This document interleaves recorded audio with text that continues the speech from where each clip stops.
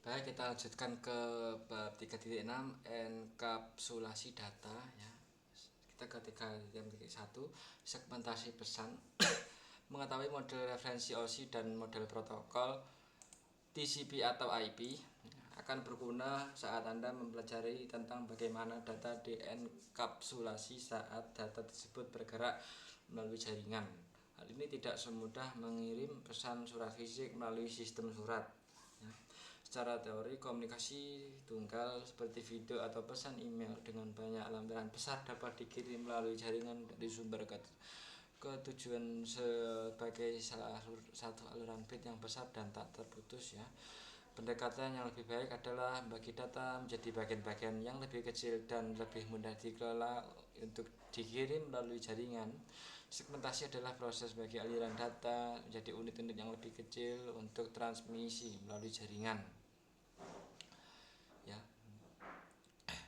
paket-paket yang berisi segmen-segmen untuk tujuan yang sama dapat dikirim melalui jalur yang berbeda. Hal ini menyebabkan segmentasi pesan memiliki dua manfaat utama, itu meningkatkan kecepatan karena aliran data yang besar disegmentasi menjadi paket-paket. Sejumlah besar data dapat dikirim melalui jaringan tanpa mengikat jalur komunikasi. Hal ini memungkinkan banyak percakapan berbeda untuk disisipkan pada jaringan yang disebut multiplexing ya, meningkatkan efisien. Jika satu segmen gagal mencapai tujuan ya, karena kegagalan jaringan atau kemacetan jaringan, hanya segmen tersebut yang perlu dikirim ulang alih-alih mengirim ulang seluruh aliran data. Segmentasi.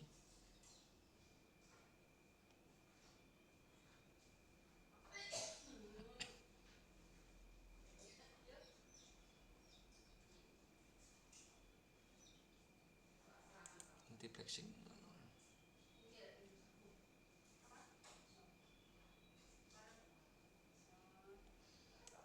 Pengurutan 3.6.2. Tantangan dalam menggunakan segmentasi dan multiplexing untuk mengirim pesan melalui jaringan adalah tingkat kerumitan yang ditambahkan ke dalam proses tersebut. Bayangkan jika Anda harus mengirim surat setebal 100 halaman, tetapi setiap amplop hanya dapat memuat ya, 1 halaman. Oleh karena itu diperlukan 100 amplop dan setiap amplop harus diberi halaman secara terpisah. Ada kemungkinan bahwa surat setebal 100 halaman dalam 100 amplop yang berbeda akan sampai ke dalam keadaan tidak berurutan. Akibatnya apa? Informasi yang dalam amplop harus menyertakan nomor urut untuk memastikan bahwa penerima dapat menyusun kembali halaman-halaman tersebut dalam urutan yang benar. Dalam komunikasi jaringan, setiap segmen pesan harus memulai proses yang sama untuk memastikan bahwa pesan tersebut sampai ke tujuan yang benar dan dapat disusun kembali menjadi konten pesan ASI. Seperti yang ditunjukkan pada gambar, TCP bertanggung jawab untuk mengurutkan setiap segmen. 3.6.3 unit data protokol. Setiap data aplikasi diberikan ke tumpukan protokol dalam perjalanannya untuk ditransmisikan melalui media jaringan. Berbagai informasi protokol ditambahkan ke setiap level. Proses ini dikenal sebagai proses enkapsulasi, teman-teman. Meskipun PDU atau UDP disebut datagram paket IP, terkadang juga disebut datagram IP ya. Bentuk yang dialih oleh sepotong data pada setiap lapisan disebut sebagai unit data protokol PDU. Selama enkapsulasi, setiap lapisan berikutnya mengenkapsulasi PDU yang diterimanya dari lapisan di atasnya sesuai protokol yang digunakan. Pada setiap tahap proses, sebuah PDU memiliki nama yang berbeda untuk mencerminkan fungsi barunya. Meskipun tidak ada konversi penamaan universal untuk PDU, dalam khusus ini PDU diberi nama sesuai dengan protokol rangkaian TCP atau IP. PDU untuk setiap bentuk data ditunjukkan pada gambar. 3.6.4 Contoh enkapsulasi. Saat pesan dikirim melalui jaringan, proses enkapsulasi bekerja dari atas ke bawah. Pada setiap lapisan, informasi lapisan atas dianggap sebagai data dalam protokol yang dienkapsulasi. Misalnya segmen TCP dianggap sebagai data dalam paket IP. Anda pernah melihat animasi ini sebelumnya di modul ini. Kali ini klik putar dan fokus pada proses enkapsulasi saat server web mengirimkan halaman web ke web client.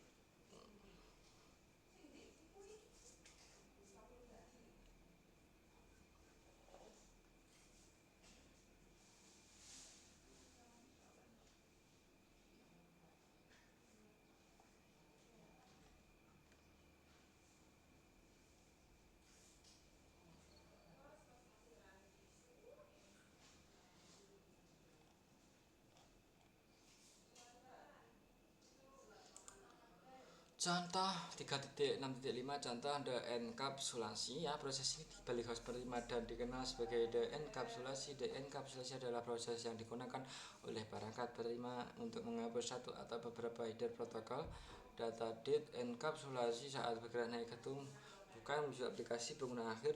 Anda pernah melihat animasi ini sebelumnya di modul ini. Kali ini klik putar dan fokus pada proses deenkapsulasi ya.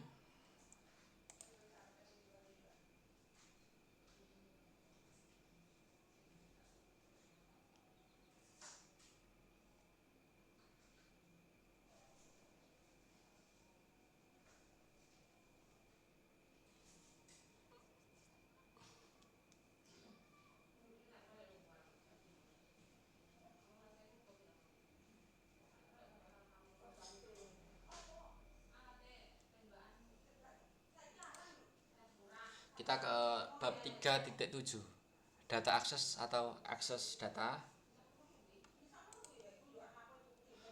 3.7.1 alamat. Seperti yang baru Anda pelajari, penting untuk pesan dalam jaringan. Namun pesan yang disegmentasi tersebut tidak akan sampai kemanapun jika tidak ditangani dengan benar ya. Lapisan jaringan dan tautan data bertanggung jawab untuk mengirimkan data dari perangkat sumber perangkat ke tujuan. Seperti yang ditunjukkan pada gambar, protokol di kedua lapisan berisi alamat sumber dan tujuan, tetapi alamatnya memiliki tujuan yang berbeda. Alamat sumber dan tujuan lapisan jaringan bertanggung jawab untuk mengirimkan paket IP dan sumber asli ke tujuan akhir yang mungkin berada di jaringan yang sama atau jaringan tak jauh.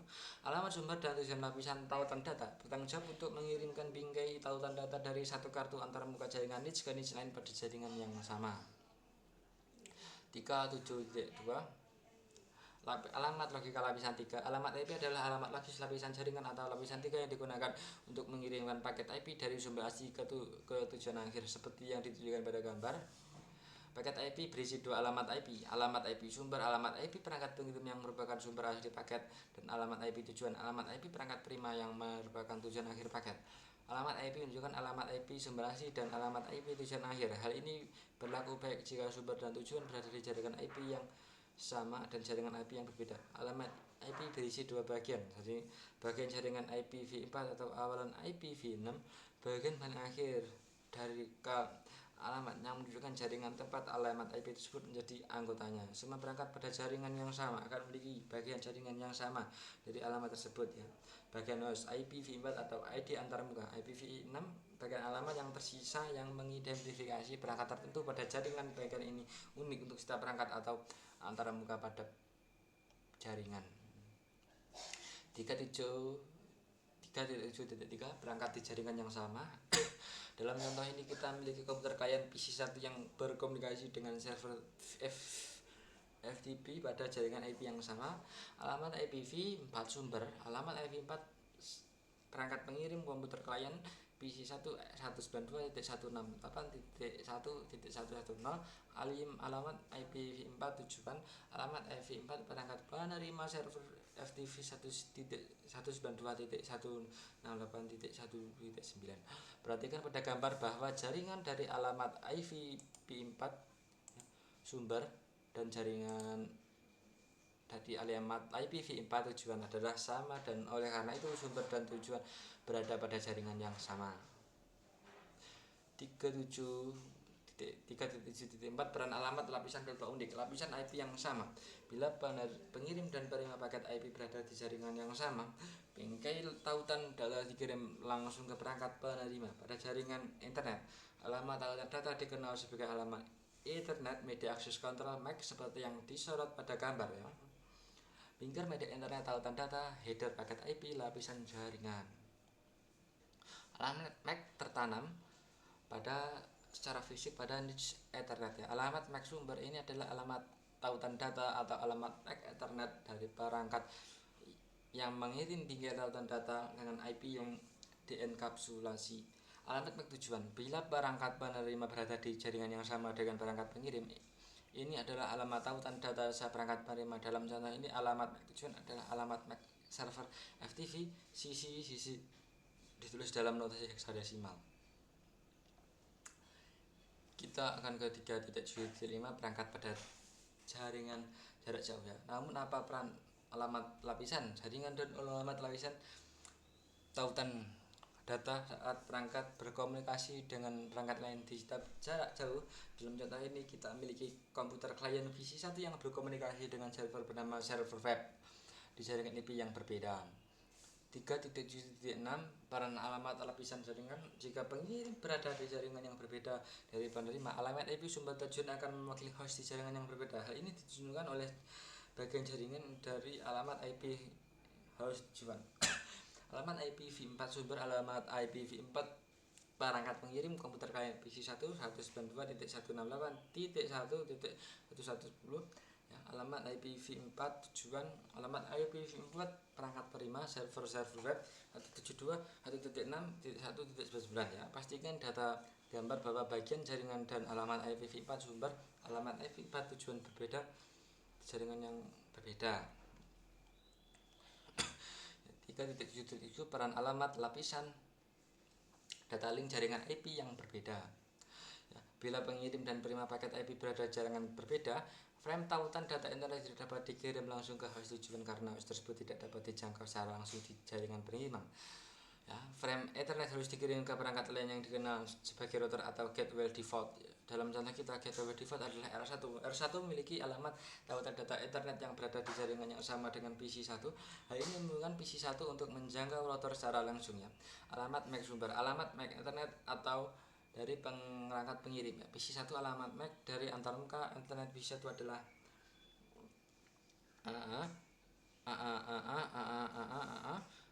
alamat MAC tujuan ya. Bila perangkat penerima alamat IP tujuan berada di jaringan yang berbeda dari perangkat pengirim, perangkat paket menggunakan alamat MAC Ethernet dan gateway atau router default. Dalam contoh ini alamat MAC tujuan adalah alamat MAC dari antarmuka Ethernet 01 11 11 11 11 11 11. Ini adalah antarmuka yang terhubung ke jaringan yang sama dengan PC1 seperti yang ditunjukkan pada gambar. Frame Ethernet dengan alamat IP dienkapsulasi kini dapat dikirim ke R1. R1 meneruskan paket ke tujuan web server. Ini dapat berarti bahwa R1 meneruskan paket ke router lain atau langsung ke web server jika tujuannya berada di jaringan yang terhubung ke R1. Penting untuk mengkonfigurasi alamat IP gateway default pada setiap host jaringan lokal. Semua paket tujuan di jaringan jarak jauh dikirim ke gateway default. Alamat MAC Ethernet dan gateway default dibahas lebih rinci dalam modul lainnya. 3.7.8 alamat tautan data. Alamat fisik layer 2 tautan data memiliki peran yang berbeda. Tujuan dari alamat tautan data adalah untuk mengirimkan bingkai tautan data dari satu antarmuka jaringan ke antarmuka jaringan lain pada setiap jaringan yang sama. Sebelum paket IP itu dapat dikirim melalui jaringan kabel atau kabel, paket tersebut harus dienkapsulasi dalam bingkai tautan data sehingga dapat ditransmisikan melalui media fisik.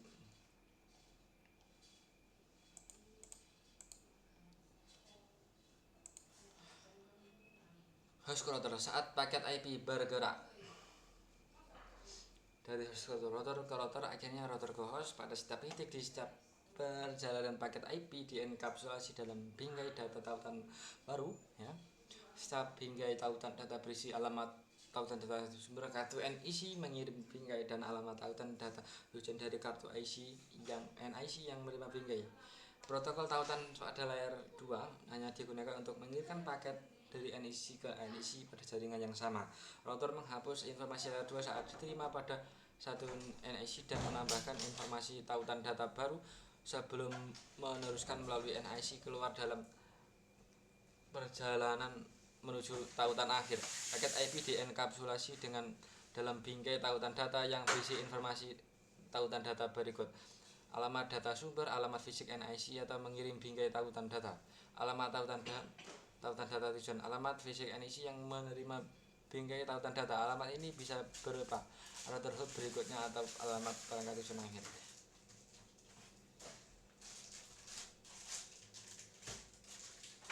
Mungkin itu saja yang dapat saya sampaikan dalam presentasi kali ini. Sekian dari saya. Wassalamualaikum warahmatullahi wabarakatuh.